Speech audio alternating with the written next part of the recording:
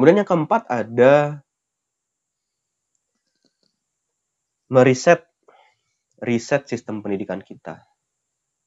Ya. Jadi pandemi ini meriset sistem pendidikan kita.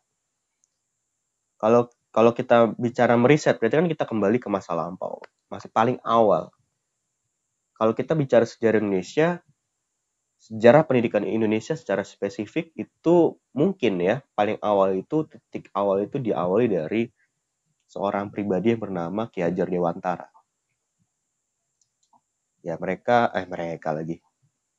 Bapak pendidikan ini mengatakan bahwa semua orang bisa jadi guru dimanapun, kapanpun, dimana dia berada. Dan itu sangat bisa dirasakan seperti sekarang. Semua orang itu guru, semua orang itu adalah siswa. Jadi arti kita bisa belajar dari manapun, kapanpun, dan dari internet, dari Google, dari YouTube. Karena itu saya alami.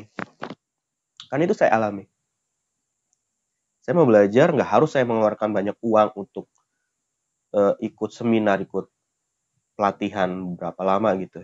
Saya harus pergi kemana. Enggak. Itu tinggal search aja di internet, di YouTube udah banyak banget itu.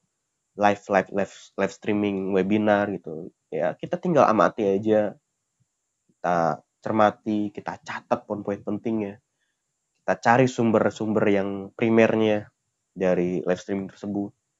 Atau dari video, ada beberapa para guru hebat juga yang jauh lebih hebat dari saya tentunya, yang men-sharingkan banyak hal tentang cara, metode, tips and trick untuk melakukan PJJ, tuh, memanfaatkan aplikasi, berbagai macam aplikasi.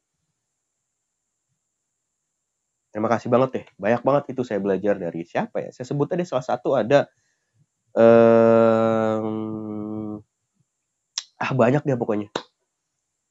Banyak, saya sampai lupa. Ada ice breaking saya belajar juga ice breaking, belajar juga cara menarik perhatian siswa gitu. Jadi udah meriset. Maka dengan demikian, karena belajar bisa dimanapun, bisa juga di rumah kan. Sedangkan di rumah itu siswa berada di bawah pendampingan orang tua. Jadi artinya di sini, yang dulu orang tua mungkin, ini saya yakin juga nggak semua orang tuh punya pemikiran seperti ini. Mungkin punya pemikiran bahwa pendidikan adalah tanggung jawab sekolah. Itu udah nggak relevan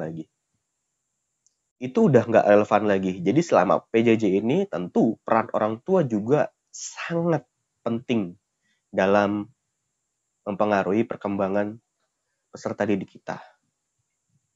Maka apa?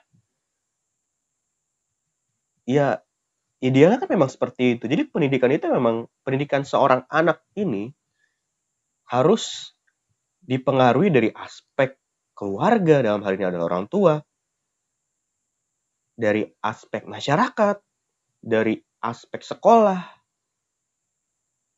dan semua itu saling berkesinambungan, saling kerjasama gitu, untuk membentuk sebuah sistem yang harus anak didik kita jalani, sistem yang harus anak didik kita lewati. Kalau sistemnya udah bagus, kita saling berkoordinasi antara keluarga, guru, kepala sekolah, komite, masyarakat, tokoh masyarakat, membentuk sebuah kesepakatan. Ya bayangin aja deh. Itu udah sistem pendidikan yang ideal banget menurut saya. Ya, jadi sekali lagi, pandemi meriset sistem pendidikan kita. Dimanapun itu. Gak cuma di Indonesia. Di dunia. Dan saya rasa ini harus tetap dipertahankan. Jangan sampai bergeser lagi seperti kemarin-kemarin. Jangan sampai muncul banyak tempat-tempat les.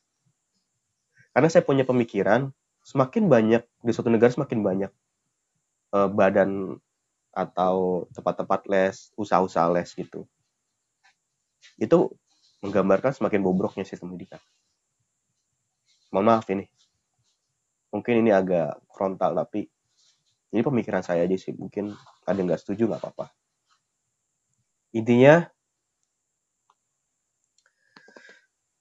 pandemi sudah mereset sistem pendidikan kita. Dan yang terakhir adalah